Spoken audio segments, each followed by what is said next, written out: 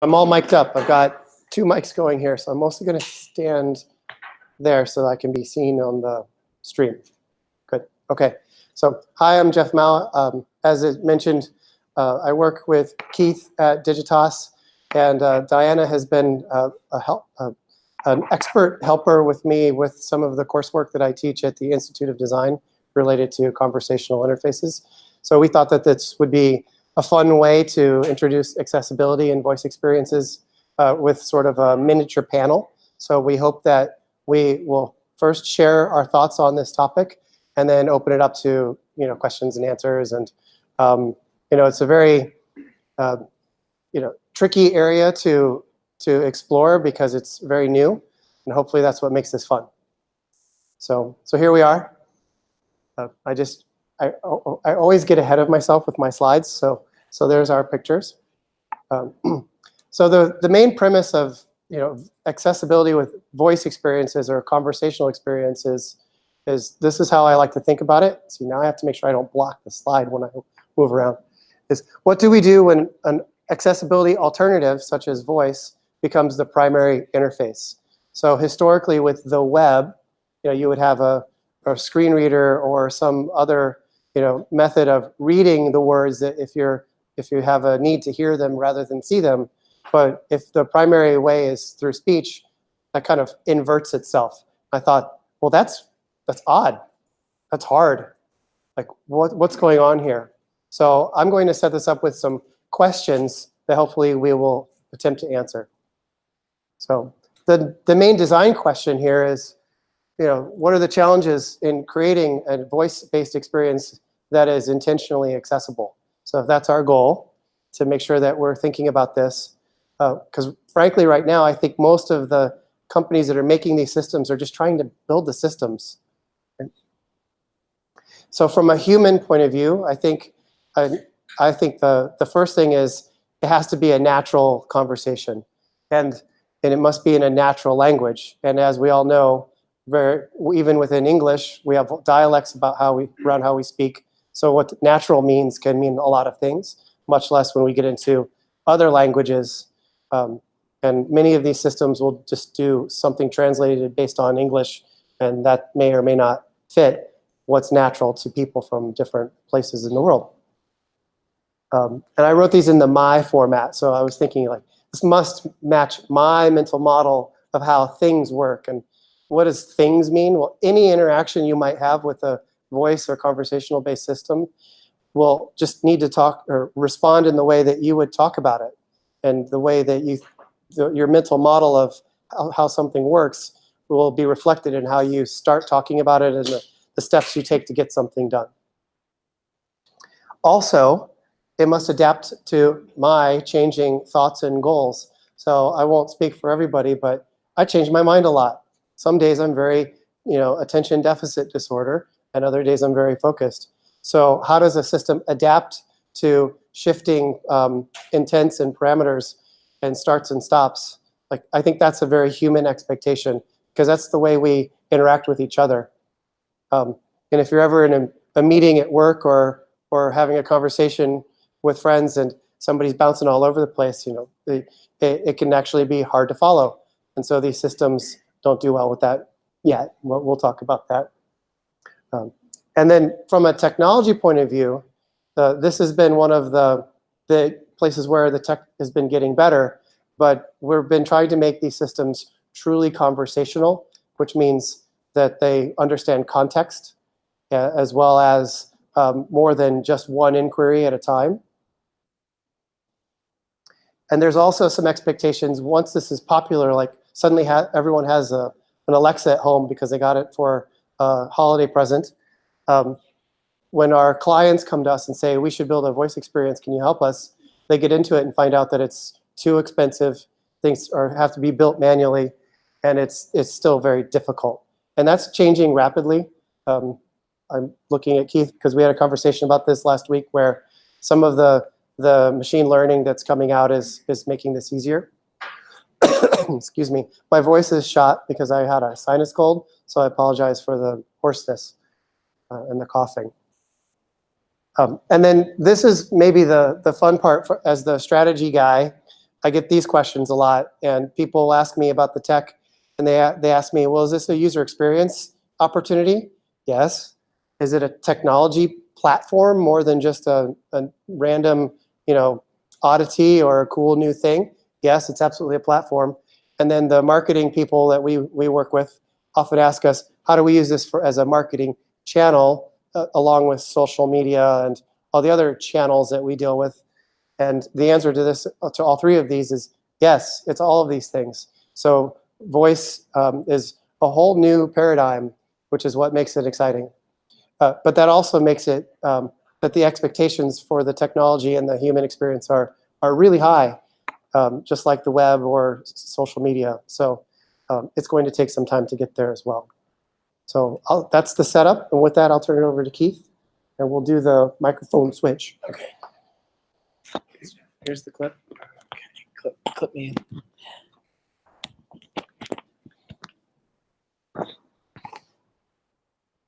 All right. All right. Oh, thanks. Need that too. Hello to everybody in the room here at the Nerdery and everybody online. My name is Keith Soljacich. I'm a VP of Experiential Technology at Digitas. I'm probably the only person in the world with that title. We like to make up titles, but the reason we make up these titles, or the reason I have this title, is my background at Digitas, and I've been there for almost 12 years, is really in the technology that powers the experiences that brands and companies want to get to us, right? So my background being in that area, I know it's my job to understand these new mediums like voice, like AI, like AR, VR, or wherever else the technology is going, to understand what it is, how we can, what it's capable of doing, and then essentially how can we activate it.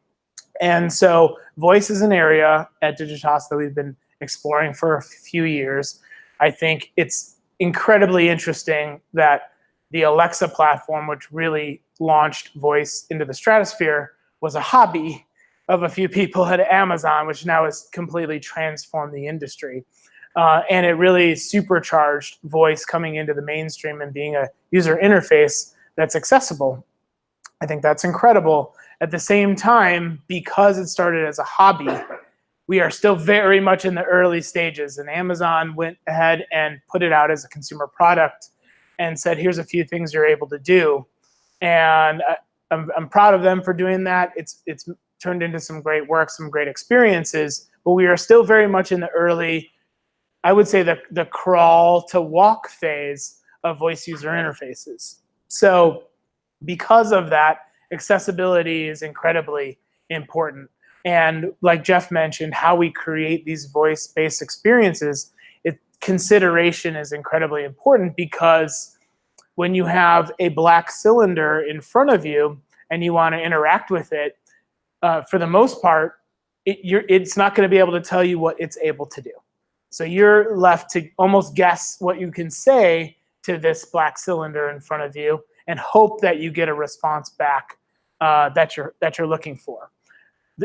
Again, we're still in the infancy of the technology, so companies like Digitas, companies like probably some of the ones you guys work with, are looking to say, how does our brand, how's our company, how does our, what the message we want to get out there, how do we convey that through voice? And so it's proliferating, right? The Alexa is able to do, and Google Assistant and Google Home are able to do more and more every day because of the developer community and the content creation community that's out there. So we have a platform that isn't going to change too much from an accessibility standpoint.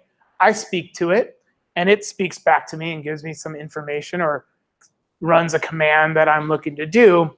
But the capabilities of that platform, they keep changing every day. And you don't have to change that black cylinder in your kitchen.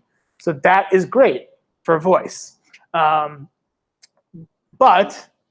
the technology is evolving, and that's also a good thing. Voice is being embedded everywhere, and that's really primarily what I wanted to talk about today, is the proliferation of voice and accessibility and what that might look like over the next couple of years, what's happening right now. So first of all, you've got now these multimodal experiences that are starting to proliferate right now. And I've put a couple of examples up there. I'm an Alexa user, so I always put Amazon devices up there. But on the top here, you've got the Echo Show, and that's actually the Echo Show 2, so it's the second generation. And you've got the Amazon Fire TV. And what a multimodal, and for anyone in the room who's maybe not familiar with that term, multimodal just means multiple ways of interfacing with the technology. So voice and video in this case. And what multimodal will allow you to do is now to get that visual feedback to your command, right? So maybe you requested something, now you can get that visual confirmation back. Or maybe you're requesting a piece of content, or something that you maybe want to pull up a camera in your house. That multimodal experience can let you use your voice to command another display. So that's incredibly powerful, and I do believe that the proliferation of multimodal experiences will really help grow voice and the accessibility. Now you go beyond just speaking to something, but actually seeing something. So you have the capability of using multiple senses to interface with or to send commands. So in companion with that is something called Additive Voice, where we're adding voice to essentially every piece of technology that's out there. And it started, it started probably back when you were able to speak to your GPS in your car and you say, "Take me home," and it would pull up that command to take you home in the add-on GPS that you put on your dashboard. Certainly Siri and Google Assistant, digital assistants that are built into our phone that transform the way we use the phone. Again, same piece of technology, but we added voice to it and made it more useful. And certainly from the disability accessibility, this is a huge advancement. You're able to carry around a small device with you all the time that is, getting smarter and smarter, capable of doing more things. So adding voice to the current technology, that's something that I think is going to continue. So then you've got something like the ecosystem. And because we're adding voice to all of this technology that we're surrounded by, the good news is now we're surrounded by devices that are capable of receiving voice commands. And that network and that essentially that mesh of where you can speak to something is getting deeper and deeper. So I used to have an Alexa just in my kitchen. And now, just in my home, it proliferated to the bedroom and the basement, and then eventually to the car and to the office and in retail. So if we proliferate these devices and really blanket, our world in that voice accessible mesh, you'll be able to use voice if that's your way of interfacing with something. You'll be able to use voice anywhere you go. So my point here is that we will get more and more naturally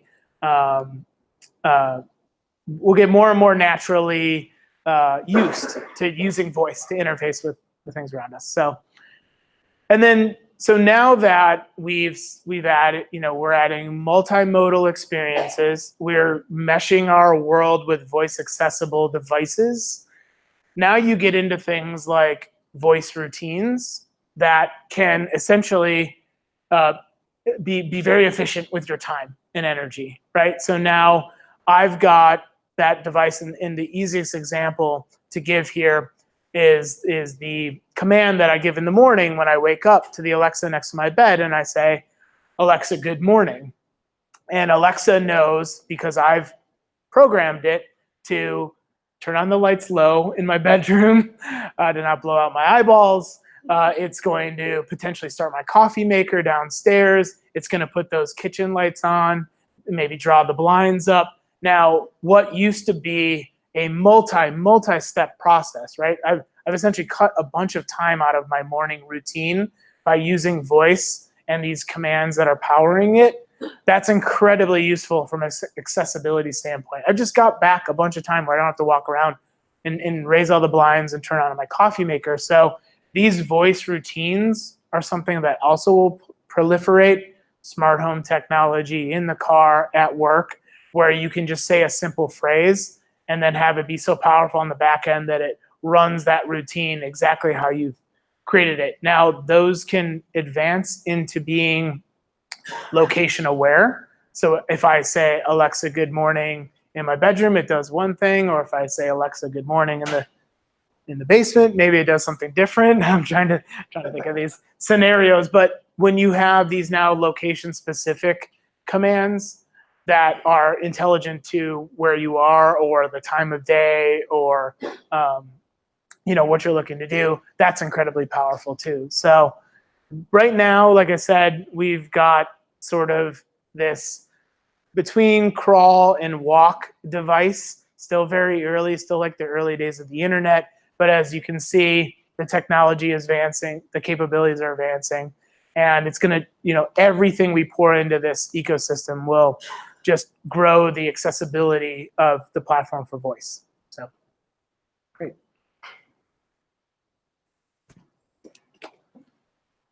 Oh yeah, okay, take that. I'm gonna turn into the tech guy. You're turning here? Yeah. So it's Move it up so.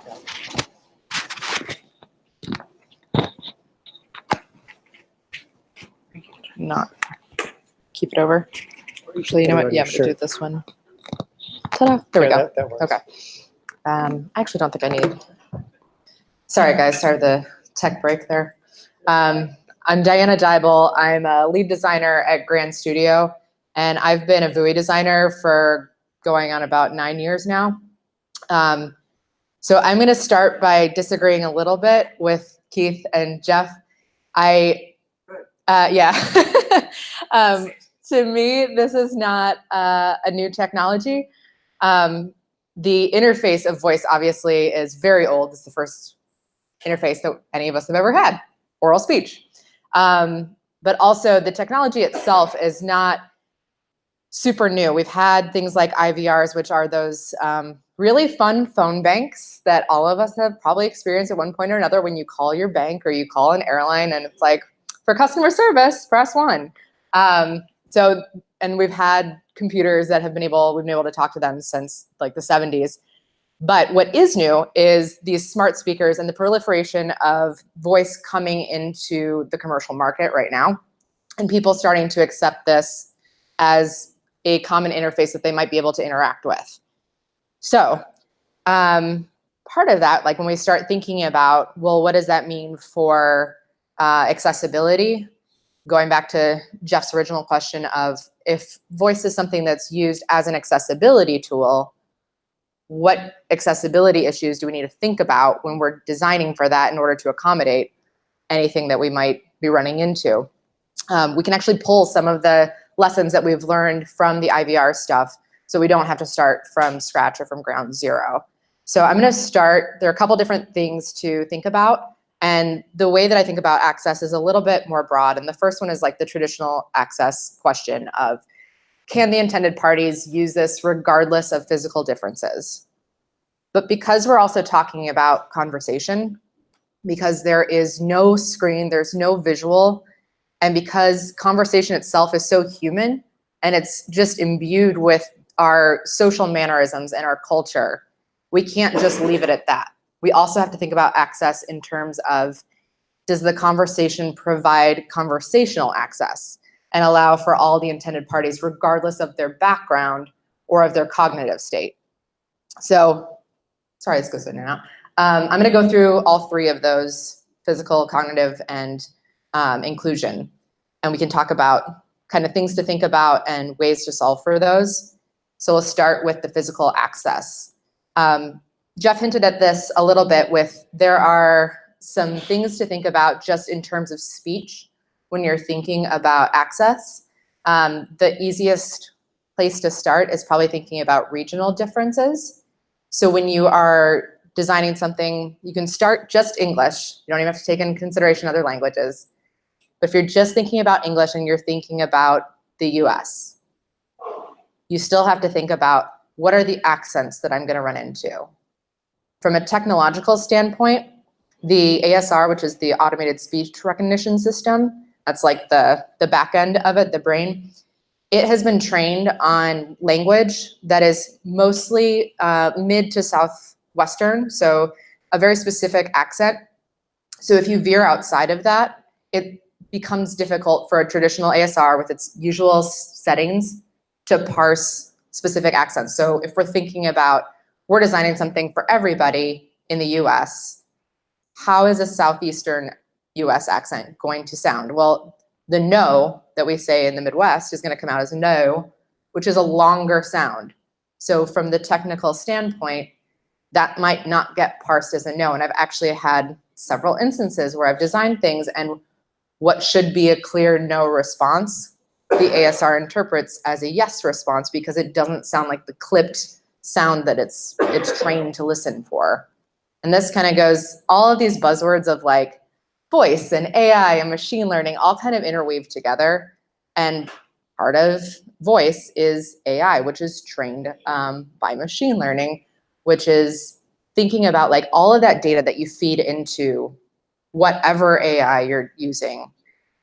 You still have to feed it into it. So like you, a person, a human has to feed that data. You have to make a choice about the data that you're feeding into it.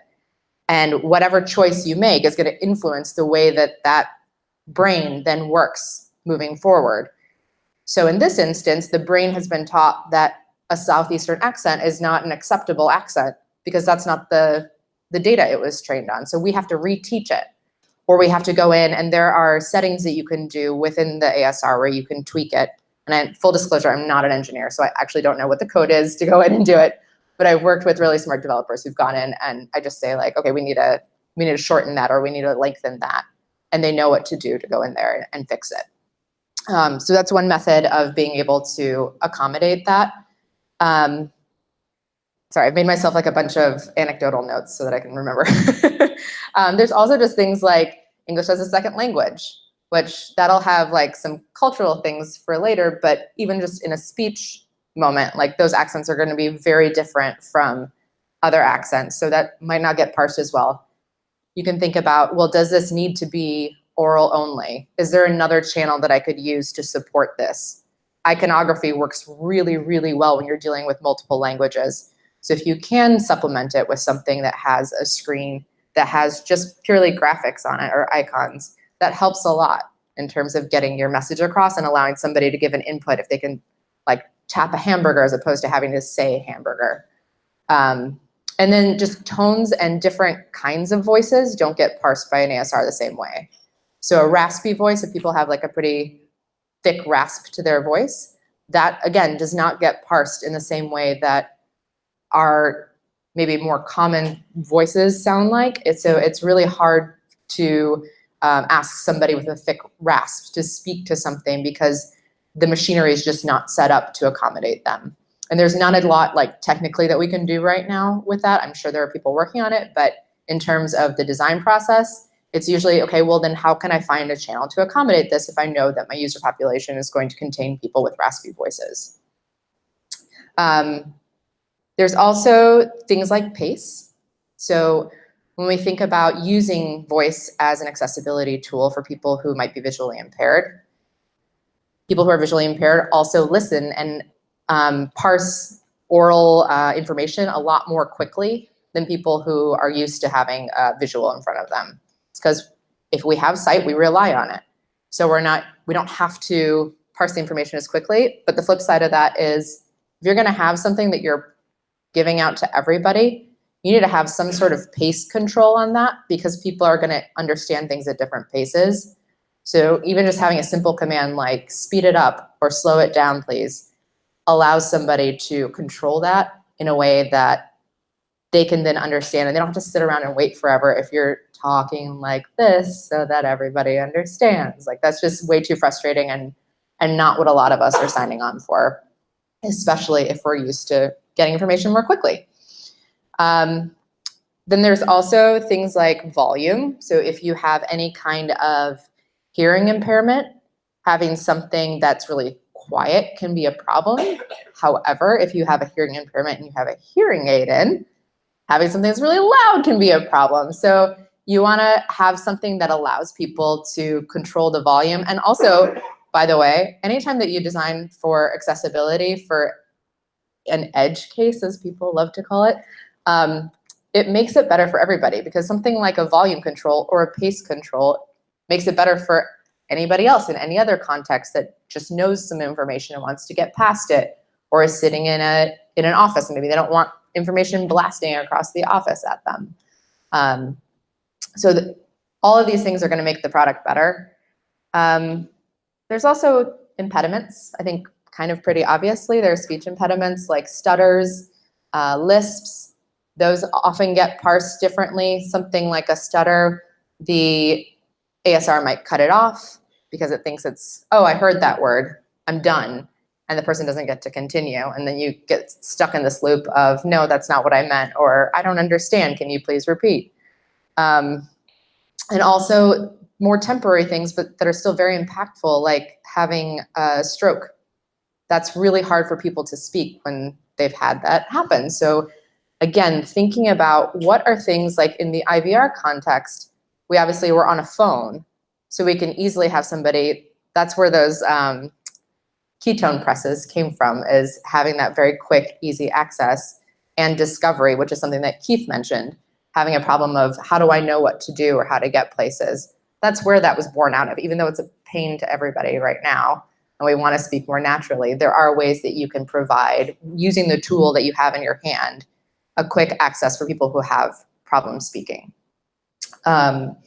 And then thinking about the multimodal interactions when you do have a screen in front of you, or you do have a device that you can use to help somebody through that experience.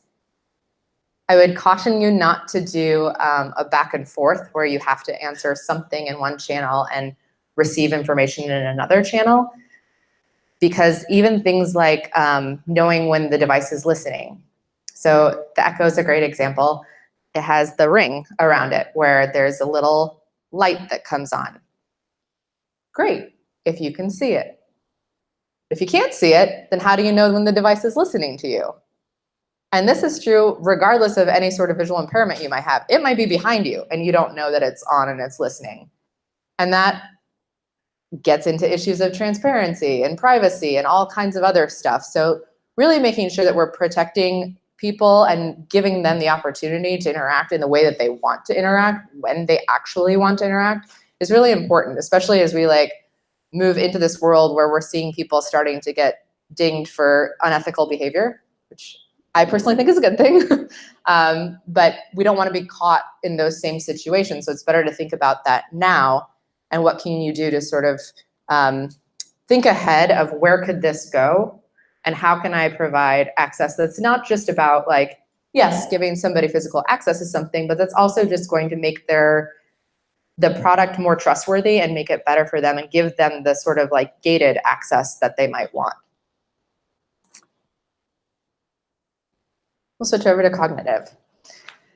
So cognitive access doesn't necessarily have to mean, I know people kind of immediately think of like, oh, well, that just means that you can't understand it. Maybe you have problems with memory, or you have things like dementia, and that's where we need to think about cognitive access. But it really, because our users of voice are all over the map in terms of age, in terms of literacy, in terms of language, and even your temporary cognitive states, then it's important to take into consideration sort of all of the use cases that you're thinking about and the context of those use cases. So if you're making something that, like I think Keith showed a remote control and a TV, if you're in a household with kids can't read, but they will grab the remote to talk into it.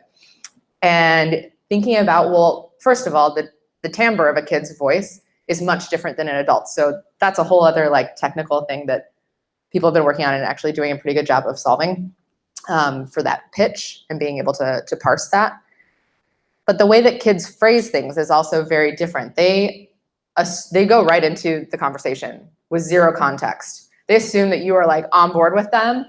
My son he's 3 years old and he's like super into cars. He loves to pick up the remote and you say mud race, mud race. And we're like, babe, it does not know that you're talking about Cars 3 and you want the mud race scene. You're gonna have to give it a little bit more. But these are things that, like, as we are developing this, that's really cool stuff to play with. But it also helps you realize where people are dropping into a conversation, the kind of cognition you're going to need both on the user side, but also on your system side. Like, you have to think of your system as a person too, and what sort of cognition level does that need? And then thinking about it from what sort of language are you giving back? What sort of word choices are you using? From a literacy perspective, yeah, you're not making somebody read it, but if you're using really complicated words, whether that's just really long words with a lot of, I don't know, pomp and circumstance to it that maybe not every class has access to, that's gonna leave people out. If you're using jargon, that's gonna leave people out. If you're using slang, that might leave people out. We can talk about slang in a minute too. But just thinking about, like, who's the audience and how is the clearest way that I can say this? Because the clearest way that you can say it makes it really understandable for people of any age, for people regardless if English is their native language, regardless of having any kind of memory issue. If they're super drunk or stoned and they're ordering a pizza, you definitely want to be as clear as possible. And obviously that's temporary, but if you have a pizza app, that's something you better consider. So a good way of thinking about this is, like, if you're going to give directions to something, always give it in sequential order. So it is less of a load on the brain to figure that out. So, like, if you have an app and it's telling somebody, like, how to make coffee, and it says, turn on the coffee pot in the kitchen. The person has to work backwards from that. They're going to turn on the coffee pot, but now you've told them in the kitchen. So now they have to, like, sort of retrace their steps mentally, figure out that the kitchen is the first piece of information they need to think about, and then go turn on the coffee pot.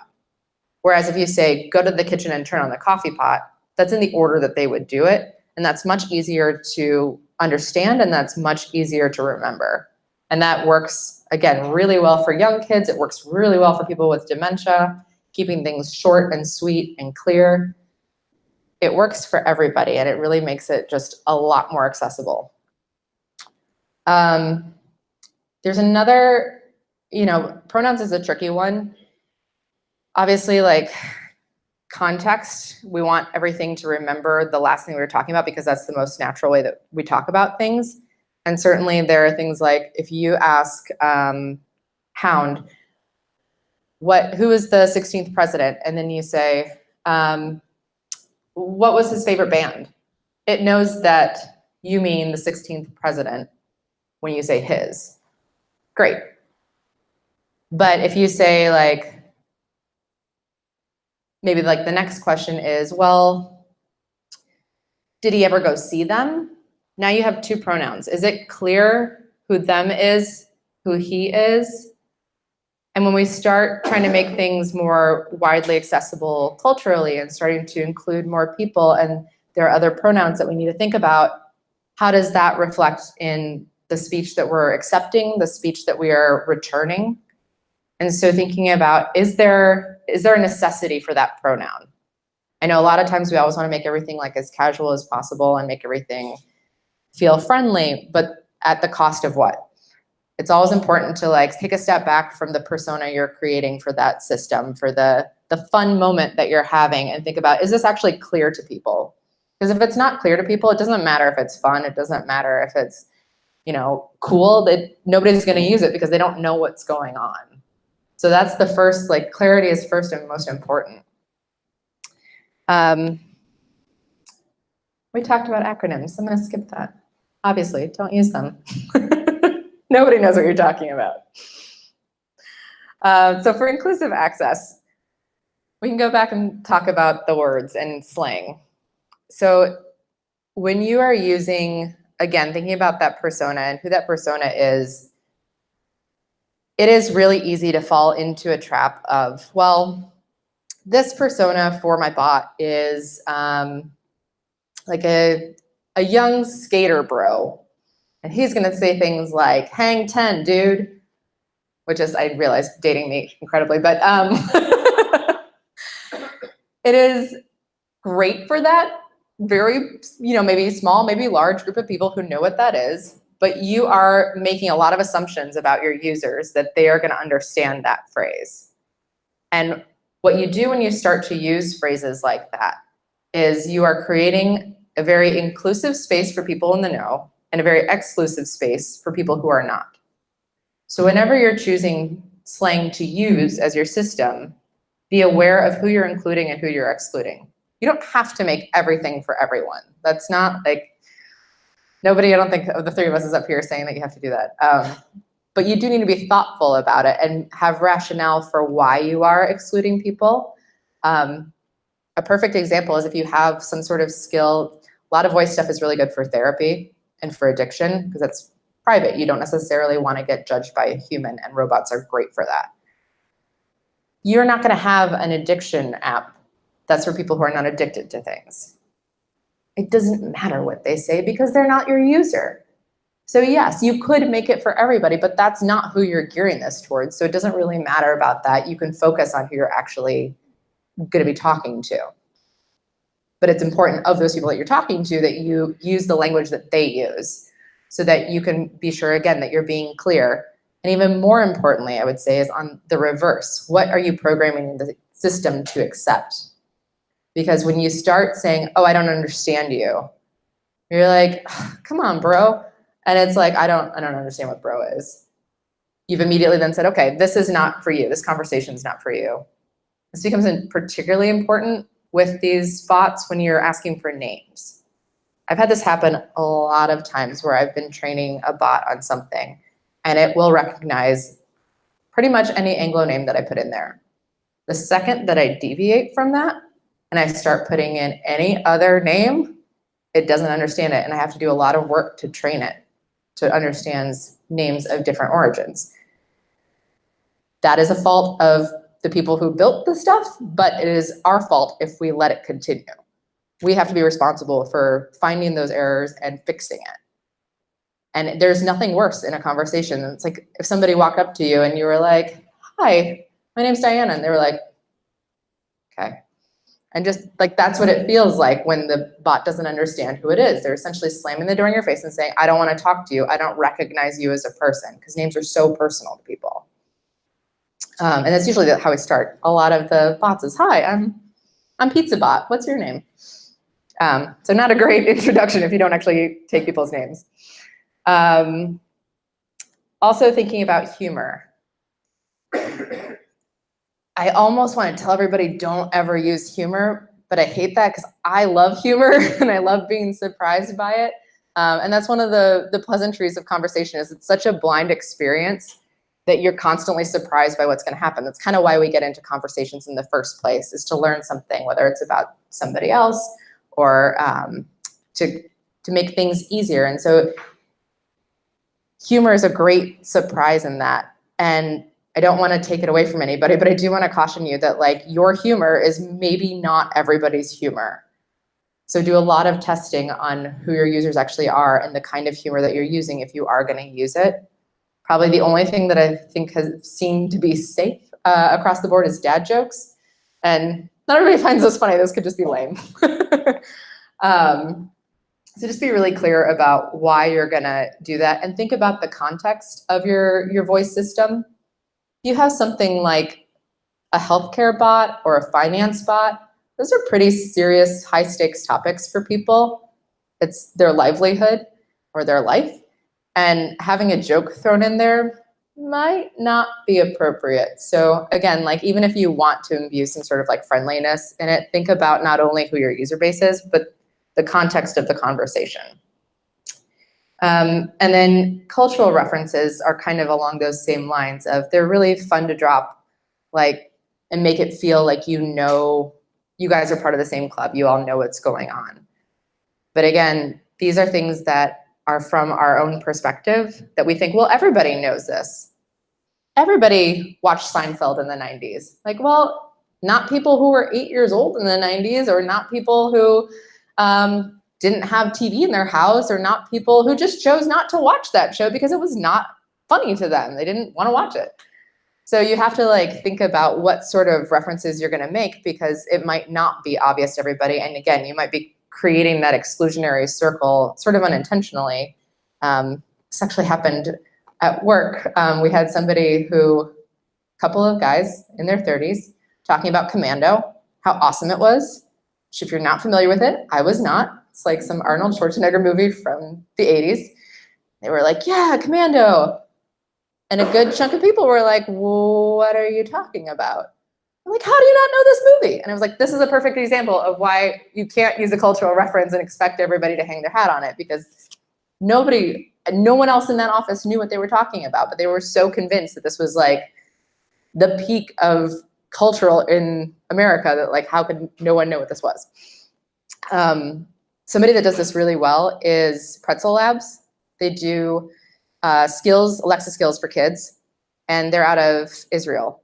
And the woman who runs it she's had like a crazy path, but she used to be both a writer and I think she was in psychology or something. Anyway, she is working with Mindset right now on this English as a second language skill for kids who are in Israel.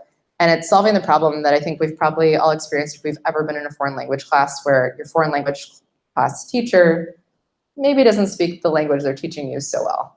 So they have like a really terrible accent. And so when you learn it, you're learning it through them and their terrible accent. So they thought about, well, how could we help with this? Well, we have this speech thing here. We could have that deliver the correct accent. So they have this essentially English as a second language teacher, Alexa, in the classroom with them. But they've taken into consideration who they're talking to, which is 12-year-old Israelis. So they have the ability for Alexa to answer back to them. And they say like, who's your favorite pop star? She might say Ariana Grande, but she might also reference an Israeli pop star, which has been super cool and fun for them because they feel like, oh, she totally gets me. Like she knows, she's in with me. And there are moments like that where you can really bring joy to people just by knowing who your audience is and allowing them to be part of that conversation and creating that sort of inclusive access for them. So we've gone over a lot. I know I've probably talked way too long. So what now? Like we've given you a bunch of information. I always like to leave people with a little bit of empowerment. You guys now have this information. Congratulations, you are now the ambassadors of accessibility in all of your jobs. And I know that can be tough to bring up, but you also are, I think you're here because you're excited about it or you're curious about it. So you can use that excitement and curiosity to bring up those conversations when you're having this at your job. Because I know it's not easy to be like the squeaky wheel in the room, but just saying like, hey, has anybody considered how this might be affected by accessibility? Has anybody thought about like, well, what if we did this? Or what would the outcome be if we tried that?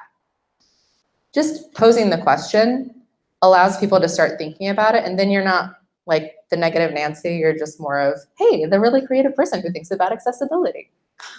So go and do. I think that's our time. So we have time for some Q&A.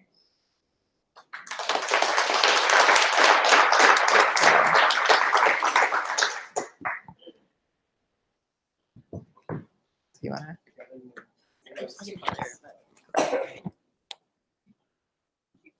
Oh, get ready with both. Yeah. Go ahead, anybody?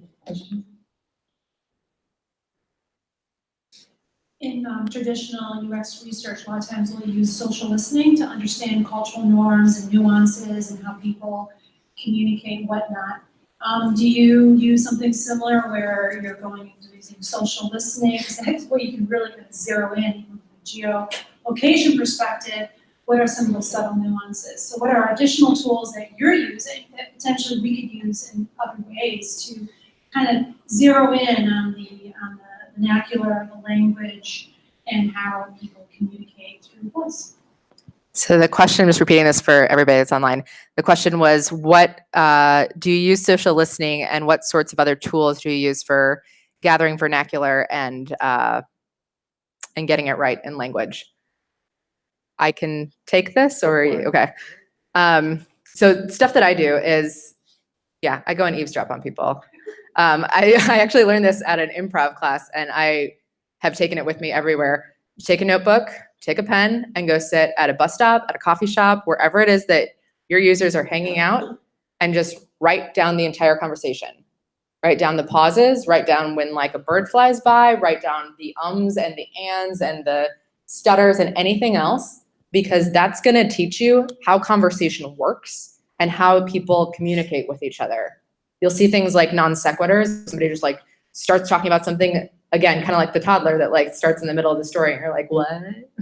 And you'll see how people correct that if they don't know, which is something that your system can do. And you can steal these things from real conversation in order to learn how language works, and then also pick up specific vernacular. And then the other thing that I tend to do is, if I am like, for clarity and for making sure that I'm kind of catching my own bias, is I will write things out, and I will write out a phrase in the way that I want to initially, and then I will write it out 5 more times in 5 different ways to see, is this the clearest, easiest way that I could communicate this? Or is there am I doing this because I like it and not because this is the best way to do it? What about online tools? What about online tools? Like, do you ever go into a community just to get a sense of what words or how they describe things without even hearing, or maybe even YouTube, watching a video? What about online and going into communities? Yeah, I totally use chat rooms and message boards and YouTube. All kinds of, yeah, there's like all kinds of videos and stuff. That's not quite as good as seeing 2 people interact, but certainly if you are trying to just like get some baseline stuff and you don't have other people to pull from, I mean, the most obvious thing is go talk to people, right? Like that's the easiest one, but this is like assuming that you've already tried that, or like that's not a possibility for whatever reason. Do you guys have anything to add? I mean, I think just that was great. And one other thing you can do is, if you really want to understand, and I live in the brand world, so my lens is across brands. But if you want to understand how consumers could potentially be interacting with your brand, we're lucky enough to have a search engine optimization team, a search strategy team. And so you can go dig in, and that's publicly available. We're just lucky enough to have humans that are helping us with that. But you can go in and look at what search terms are really popular around that, or how are people asking these questions, or like you said, then go essentially validate some of those things you heard against search terms and see if you're actually getting back the results that you're looking for, because they do treat these conversational interfaces like a Google, but using like Google, but using your voice. They're going to structure that request in the same way they may structure a search term. So go use that publicly available search terms that are out there, search trends.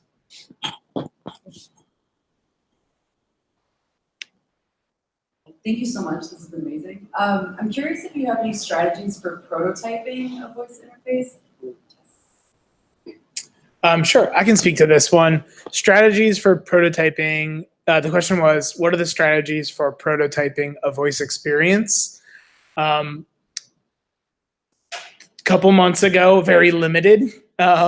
Luckily, there is brand new tools out that are publicly available. There's free tiers that let you go and prototype a voice experience. We had pull string, which was really great. Then Apple bought pull string. And so now we don't have pull string. That was easy enough to go, type in some intents and some responses and test out what you wanted to have. There are more tools out there that filled that void by pull string that let you go build a prototyping conversational interfaces. I'm forgetting. I think it's like voiceapps.com or something like that. But there's more tools coming out soon that I know about from the tech platforms, I guess I could say, that are going to make it, one of the things you mentioned was how it's long and difficult and cumbersome to build these voice interfaces. And I do see that trend changing over the next year to two, building more easy to use interfaces to create these. So yeah. I have an addition. Prior to getting into any technology prototyping tools, the the equivalent to paper prototyping would be, but we're going to squeeze into the video stream here. What I love to do in my class at ID is we actually do the Wizard of Oz experience, where you write the conversational script of what you think it should do, and then have one person be the user and the other be the system, and attempt to role play. And it's comical and hilarious and fun and awkward, but it really catches a lot of the natural tendencies that we've all been trying to highlight here, just in the attempt to impersonate the system. And then from there, that can help develop what those intents are and what those queries might be, and getting more technical. But yeah, like that would be the addition to, if you were to interview people in real life to learn how they speak, you could also parlay that into your script for how you think the system should behave, and rather than function, which is, both is true, but I like to think about it as how the system is behaving like another person. And I think that's really the fastest attempt. And then it's also fun to record yourself with video, to go back and watch, like, improving through practice of that Wizard of Oz experience, to get a sense of maybe unique or detailed situations that you wouldn't see in the moment, because we don't remember everything while we're focusing on practicing that experience. So that would be where I would start. I'll add one more. Oh, great. I'm just going to give you one more, which is Dialogflow. It's Google's platform. It's a little complicated to use. It's gotten better, but it has the ability where you can, it's completely free. You input like whatever the conversation is that you want it to have, and then you can, right next to it, just click on the microphone and speak into it, and have that experience without having to like click through each thing, which sort of takes you out of the conversation and doesn't really give you the usability testing that I think we're often looking for, even like just at that first level, once you've gotten past like Wizard of Ozing. And you can also, if you put the app on your phone, the Google Assistant app on your phone, you can do it in context of a phone too. So they have, just pull up my test app, and then you can go through it there. So you can not only do it yourself and like just be in that same context of your user, but you can also take it on the road and go test it with some people. Mundo has a question. Where is the here? Oh, here, Mike is here. So I was wondering, kind of like in a visual interface, if there's like a new feature or something, it's in front of your face and you're reminded about it continuously. But I found that like in verbal interfaces, like the approach has been to like send emails that kind of say, oh, here's all the new things that Alexa can do or whatever. And I never really have any interest in like looking through that and really like thinking about it. And it seems like kind of a difficult problem, but I'm kind of curious what your take is on that. Like, how do you reinforce these new features that you tried to use once and it didn't work? And Discoverability is probably, so the question is, how do you, in a visual interface, when you have a new feature, it can show it to you right away. So how do you replicate that in an oral interface? So discoverability is like the biggest issue in voice. It just is. And the nut has not been cracked. So clearly, a lot of times there is a multimodal approach, because we know that people are not going to sit and listen to, like, it is so burdensome to listen to anybody give you a list about anything.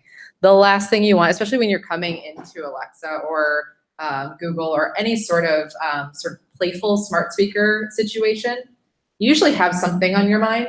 You're not just wandering over there, like you have a task in mind, set an alarm, do something. So it's going to impede the experience by saying like, hang out, wait a second, let me tell you about all the new features that I've got. So the email has been sort of the least burdensome way to do that. That said, that is something that I think every designer and developer is currently working on, is in addition to going to a different channel, how else could we do this? I would add to that, if you remember the early days of Google, the expectation was you could just search for anything and you would get a result. And then over time, there became certain patterns of more than a result, but an answer for certain kinds of queries. So they were just trying to shorten up and pull in data to give you an answer instead of sending you along to a website. So now if you ask for the Cubs score, it just automatically goes, oh, I know what that is. There's a pattern for sports scores, and it gives you a card or whatever they call them now. They change the name of their patterns quarterly. And so they're starting to do that with voice as well. But because it's so early, crawl, walk, run, crawl days, we're still learning what the patterns are. But I think Google's been around for what, 20 years? I mean, I'm looking at Keith, do you know? I think more than just 30, 40, 50? No, it's not that old. But it took them a long time to mature into what those patterns are. Also, there is no type ahead autocomplete in voice like we have in the Google search bar. But when that first came out, it was like the biggest thing since sliced bread. So if you can come up with the type ahead for voice, put a patent on it because you'll make a lot of money. Keith, did you have anything to add? just I guess a small thing. I think there's a difference between a voice experience that when you walk into it, that it contextually knows what you're doing. So like speaking to a GPS, I'm only going to ask for directions. So that, like you mentioned, the smart speaker is this open-ended, essentially Google clone. And the way that these platforms kind of started off, they said, here's a skill, here's something we're capable of doing because another developer created that. And when you invoke the skill, the best practice, like we said, was to say, oh, here's what I'm able to do. Here's how I'm able to help you. The nature of the smart speakers is changing a little bit, where what the goal for the Alexas and the Googles is not to have you invoke something and then understand what the features are, but just have any topic off of the top of your head that you need to ask or request or know something about, that they have a skill or an action or something that really quickly they know that skill can answer that question, and they're making that connection on the back end. So really what they want that to be is an open dialogue smart speaker that you should be able to ask it anything. And again, we're not there, but this idea that maybe there's features that are coming, hopefully those features are kind of fade off and you're just able to ask it anything and it'll find the right thing to match with what you need. So it's flipping on its head a little bit in that way. And maybe hopefully we don't have to announce features. They'll all be there. Google's 20 years old. 20 years old. Thank you. So another app that I recommend is Storylight. You can actually that already. It was good. Rest in peace. Starlight. It's gone. So my question is really about what do you guys reference like for ADA compliance, checklists, or anything like that? I know you referenced IDR case studies. Is there anything out there published today or specifically VX? There just was put out some guidelines by some researchers at Microsoft. They basically like took a bunch of, sorry, the question is about ADA compliance for voice. So they just did like a Medium article on it, and I can find it and send it to Karen here, and she can put it up on the site if you're interested in it.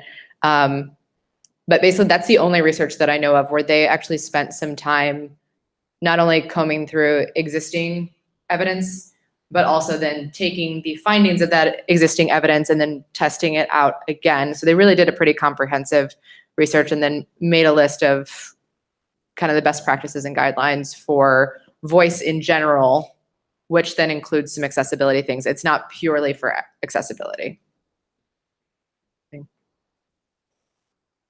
Okay. Add to that.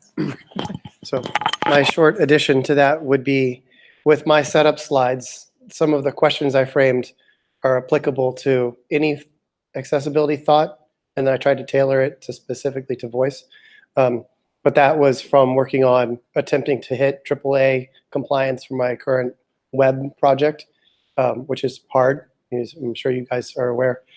So I think that when you really get into the W3C, WCAG accessibility guidelines, some of those things could be like revised specifically for this, and maybe we should do that. Right? I don't think anyone's really done that yet, unless you guys know more than I do. Let's get the mic to you. Thank you. Hey y'all. So I know that the conversations around crafting the Silver guidelines, which is the next generation of accessibility guidelines, Silver AG accessibility guidelines, hilarious. So I know that people are talking about, how to address emerging technologies, and there's a consensus amongst the working group that they want the guidelines to be broad enough that they can be applied to any emerging technology. So I don't think they would make something specifically about voice user interface, but there could be issues that are unearthed through voice user interfaces that eventually are addressed through the guidelines. That's great. So since we started late, we could take about 2 more minutes unless you guys are wrapping up. there's one hand over here.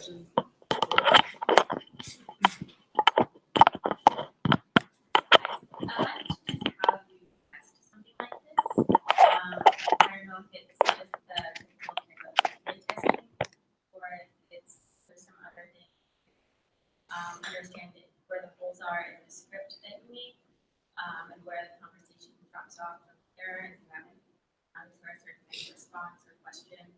You could ask, like, how you identify where the lesson might drop off. So I'll start with a response, and you guys can add. The question is, how do you test voice experiences? To summarize your question, you can apply usability or user testing methodologies to this and adapt it for especially anything that's task driven and the outcomes you're trying to make sure that people can achieve with your solution. But instead of in front of a computer or a phone, it's you're sitting down with Alexa in a room, or the phone in the wild, or depending on the conditions you want. But it always goes back to what does success mean for your skill or your experience, and can people accomplish the tasks that you're trying to support? Honestly, I don't think it's that different, but considerations for success would be to tie it back to a lot of what Diana covered of physical access, cognitive access, inclusive considerations, because those could be criteria for success. There you go. In terms of the actual, how do you test the thing?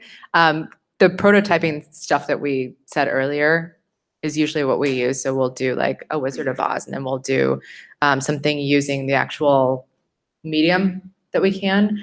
I think with skills, if I remember correctly, you can launch it there in a test version. You don't have to put the full thing out. Yeah. Actions on Google are different. You have to they won't launch the thing onto Google Home until it's done, but you have the Google Assistant app that you can open up the test app and do it in the context of that.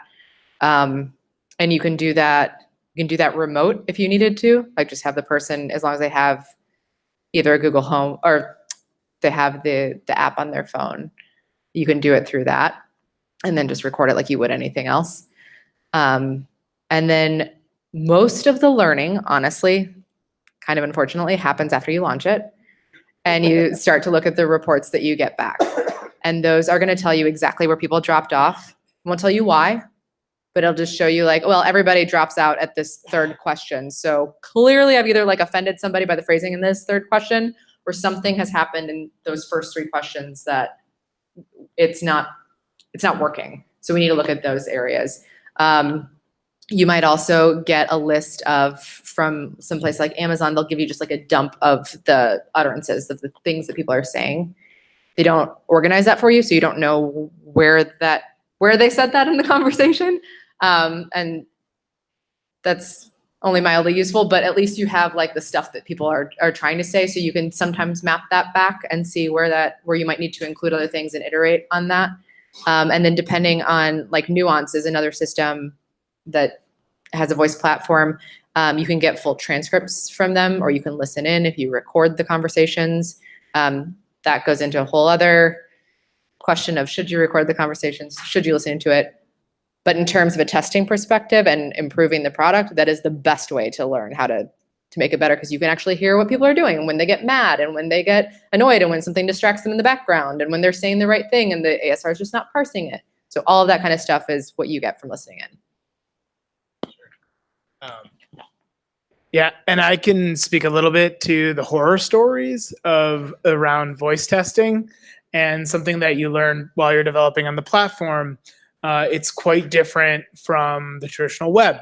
So for the traditional web, you can write a QA script that says, for my tester, you're going to use this device on this screen in this browser, and you're going to click this, this, this, this, and this to find gray men's t-shirts, for example. And every QA tester should be able to run that test script exactly the same and hopefully get the exact same results. Okay, great. That's the web. Now voice. So for voice, every time you speak to that smart speaker, it's going to hear you differently. It's going to hear you differently for a couple of reasons, and we highlighted a lot of that earlier. Slang, dialect, all the things from how your voice comes out. But not only that, but you've got proximity to the smart speaker. So we went through on an anecdote on a voice skill we were developing, and our QA tester tested everything with the Alexa device on the desk next to him, and it was great. And we got great results, and it was always hearing him very clearly, and he was in a really controlled environment. And then we had user acceptance testing where we had people, more people testing in a room, and it was failing. And what we realized was that they're standing further from the device than our QA tester was standing, and it was picking up wildly different responses, or the natural language that was picking up was wildly different. So we learned on that you've got to test smart speakers from different distances, and then you just you have to test and test and test, and like we said, collect that data. It's so important, all the testing data that you collect when you're testing a voice application, because in the end, you're going to have to train the system on all of the fails. And you can't eliminate all the fails, but you want to eliminate the most common fails and redirect those back into successful outcomes, which you can do in the voice user interfaces. So it is quite a task, but yeah. Apparently, I'm itching to say one more thing. Yeah. And then if you guys have any more questions, we're happy to answer. Otherwise, maybe this is good. One more example, which is slightly different.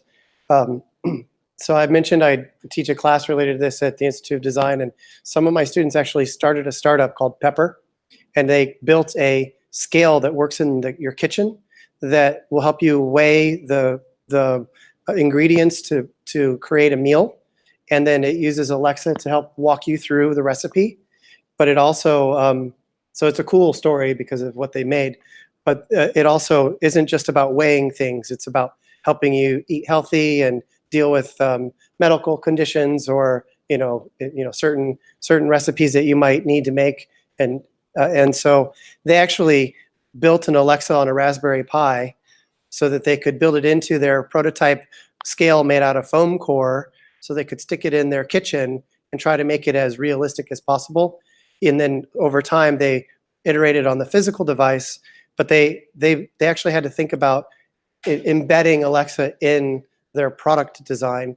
So that's a different form of user testing, and it also helped them figure out how to build the database to make the recipes work. Because guess what? None of the data from the FDA or anywhere is formatted for these kinds of environments. The APIs are not ready. So they had to build their own custom APIs. And so it's this iterative design cycle that I think was really my point. But it's also a cool product that you should check it out. I'm gonna do a product plug. But that's an example where it really doesn't work in an office environment at your desk. It really needed to be in someone's kitchen where the final destination of the intended use. So. All right, that brings us to the end of the presentation. So thank you, Jeff, Keith, and Diana. Thanks.